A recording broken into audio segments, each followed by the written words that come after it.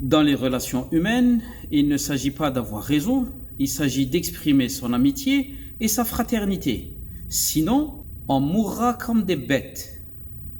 Al-Rasoul, sallallahu alayhi wa sallam, le prophète de l'islam, a dit que si tu aimes quelqu'un, dis-le lui. Alors je t'aime.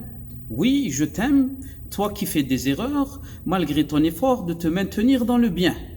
Comme nous tous. D'ailleurs, tu n'es pas le seul à être dans le bien, et je n'ai pas le monopole du bien pour te dire que c'est toi qui es mal. Maintenant, lorsque c'est moi qui fais une erreur, oh combien j'aimerais que tu sois clément avec moi. Il faudrait aussi que j'arrête de te juger si c'est toi qui fais l'erreur avec moi. En tout cas, manifester de la clémence, ou plutôt exprimer de l'amour, n'est pas toujours évident. Cela demande de la sincérité, de la volonté, mais surtout de l'action. Ce qui est sûr, c'est que c'est bénéfique pour nous d'exprimer de l'amour pour les autres. Cette expression d'affection peut se manifester dans des styles différents. Il y a ceux qui disent « je te t'aime » ou bien « je t'amour » ou encore « uhibbuka fillah ». Uhibbuka fillah, c'est beau, cela veut dire entre toi et moi, il n'y a que la présence du bien. C'est-à-dire on s'aime juste pour plaire au bien. Et donc, aimer, c'est s'ouvrir à l'autre pour le comprendre. L'exercice de l'amour, c'est aider l'autre à progresser. C'est alimenter la progression des personnes aimées. Malheureusement, notre comportement d'amour quotidien n'est pas toujours en harmonie avec le bien-être des autres. Pour donner un exemple de cette différence, c'est l'histoire d'un jeune qui dit à un sage « J'aime le poisson ». Le sage répond « Non, tu n'aimes pas le poisson ». Le jeune, surpris par cette réaction, insiste sur le fait qu'il aime bien le poisson. Alors le sage sourit et lui répond « Si tu aimes vraiment le poisson, pourquoi alors le faire sortir de son milieu naturel pour le tuer, lui arracher les écailles, le vider de son ventre, le mettre dans de l'huile très chaude, le manger, et ensuite tu oses dire je l'aime. Tu n'aimes pas le poisson, tu aimes le goût du poisson. Tu aimes manger le poisson. Donc tu penses à toi-même et non pas à l'autre. Tu dis à l'autre je t'aime, mais en fait, tu exprimes ton intérêt à toi. Tu es concentré sur toi-même pour désigner chez l'autre ce que tu aimes toi. Ta conception de l'amour, c'est l'utilisation de l'autre pour réaliser tes envies à toi. Et à aucun moment dans le processus de cet amour que tu exprimes, tu n'es ouvert à l'autre. Tu n'es pas ouvert à l'autre quand tu dis « je t'aime ». Si tu aimes vraiment le poisson, tu le laisses exister. Non seulement tu le laisses exprimer son existence, mais ton devoir, au nom de l'amour, et de l'aider pour qu'il soit dans une bonne condition. Le jeune, mais depuis, ce jeune est devenu plus sincère avec les poissons. Il a continué à les manger, mais a exprimé sans aucune hypocrisie qu'il se foutait éperdument du poisson. Quant à moi, bien entendu et par respect, je n'oserais jamais comparer les êtres humains avec les poissons, puisque la viande des poissons a bien meilleur goût que celle des humains. Carnivores que nous sommes, nous passons beaucoup de notre temps à parler du mal des autres. Toujours dans l'expression de l'amour, et si on veut algérianiser cette expression et lui donner le cachet de cette culture, qu'est-ce qu'on fait? On enlève le milieu pour bien éliminer la modération et on se place tout de suite dans les extrémités. Soit on n'aime pas du tout, mais vraiment pas jusqu'à ce qu'on a mal, soit on adore tellement qu'on devient fatigué et stressé. Maintenant, si je veux prouver mon amour, c'est-à-dire faire montrer la valeur du sentiment qui m'habite, si je veux jurer de la sincérité de cet amour, qu'est-ce que je vais dire? Nmout alik. Je mourrai pour toi. Cette expression est certes très courte, mais aussi très lourde de sens. Si on veut la décortiquer, on aura à écrire toute une encyclopédie qui parlera de l'histoire de tout un peuple. Pourquoi? Parce que cette expression, Nmout alik, contient un grand nombre de concepts.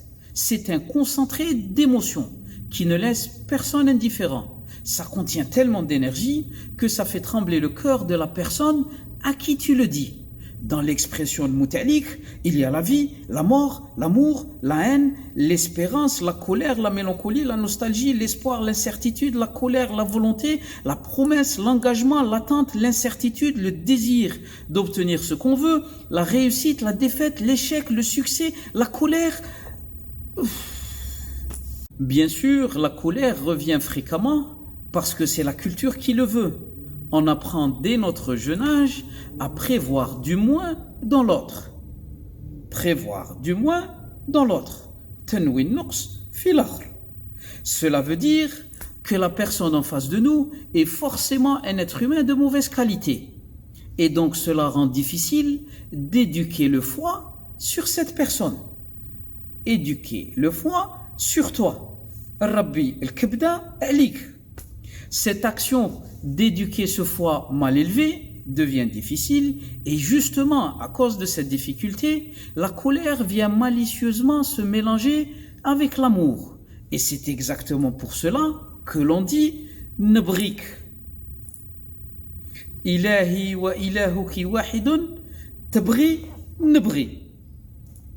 On peut aussi remarquer que le sentiment d'amour se déplace dans certains organes de l'être humain.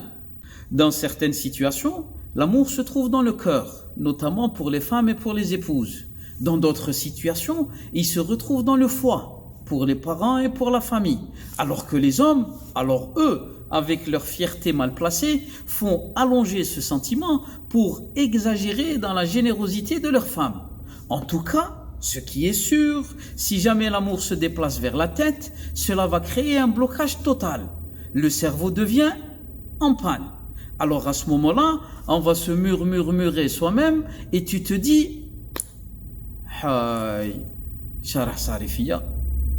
Cela veut dire je n'ai plus aucun contrôle et que je dois me la jouer normal pour ne pas me faire démasquer. L'idéal bien sûr, c'est de créer un faux problème pour faire diversion. Et c'est dans ces moments de solitude que l'on devient attiré par la bonésie. La bonésie, ça doit certainement dire quelque chose. Qui goulou le shi'r بالعربية. يا إلهي قلبي ينبض نبضا ننين نبضا. نعم قلبي نابض لها وإن رأيتها يا ويلتي على جمالها. هذا صوت عمقي لها. أمشي بين الناس في الطريق ومخي طائر بالفن يتزحلق. إلى أين أنت قلبي ذاهب؟ تمهل، خذني معك، لا تخف، لا أملك قوة لأسجنك إلا إرادة لأتبع حريتك. Si on ne fait pas attention et on se laisse aller avec ce shi'r al-malhoun, il serait difficile de s'arracher à cette mélodie joyeuse du cœur. En tout cas, dans d'autres cultures, c'est-à-dire dans d'autres traditions mentales, où on est ouvert à l'autre, l'amour devient un invité de marque. Et lorsqu'il est reçu, les amoureux commencent à parler doucement. Pourquoi? Parce qu'ils sont contents, ils sont satisfaits et contents d'être ensemble. Nous, quand l'amour frappe à la porte, c'est le début du doute. Dès qu'il y a cette agréable odeur de l'amour, toutes nos convictions sortent en face de nous et se divisent en deux catégories. Donc, on aura le choix entre la belle action pour faire plaisir à l'autre ou bien la mauvaise action pour mettre l'autre hors de lui. Et comme si le choix n'était pas évident, on se met à réfléchir. Tu connais le bien, mais ça t'est attiré par le mal. En tout cas, tout le monde se plaint du genre de relation que l'on a. Pourquoi? Parce qu'on a besoin que l'autre soit dans le faux pour que l'on se sente bien. on a l'impression que le bien est un endroit étroit où il n'y a de la place que pour une seule personne. C'est-à-dire que si moi, je suis dans le bien, toi, tu es forcément dans le faux. Et si toi, tu veux devenir dans le bien, il faut absolument que tu me chasses, moi, de ce bien. On n'a pas encore compris que le bien est un espace infini, sans aucune clôture, où tout le monde est le bienvenu. Alors arrête de blâmer l'autre si vous n'avancez pas assez vite, puisque nous avons besoin l'un de l'autre pour aller loin. Et toujours avec cette expression « nmout alik », l'existence même de l'être humain sur cette terre devient risquée. Parce qu'en fait, c'est une promesse de mort pour célébrer la naissance d'un bonheur. En tout cas, nmout alik, le concept le plus important que cette expression contient, c'est bien sûr le mensonge. Tu lui dis, je mourrai pour toi. Ayana Khayak, imagine, elle te dit, d'accord, vas-y, prouve-le-moi. Qu'est-ce que tu vas faire? Tu vas aller te tuer? قولها الكذاب اللي تكذب على بنات الناس وقالها لك الشيباني قبيلات قال لك انت يا الحوته ما تبغيهاش يا واحد القلاي. Bien sûr, lorsqu'on dit je mourrai pour toi, la majorité d'entre nous, on sous-entend que nous avons une volonté sincère pour faire un maximum de bien à l'autre. Le problème, c'est qu'on a besoin d'être vivant émotionnellement pour être capable d'accomplir ce bien. Et si on devait choisir entre نموت عليك ربي الكبدة عليك وراني مضرور ولا نبغيك بصح بزعاف, permettez-moi, sinon je me donnerai quand même la liberté de choisir l'expression نحيا معك.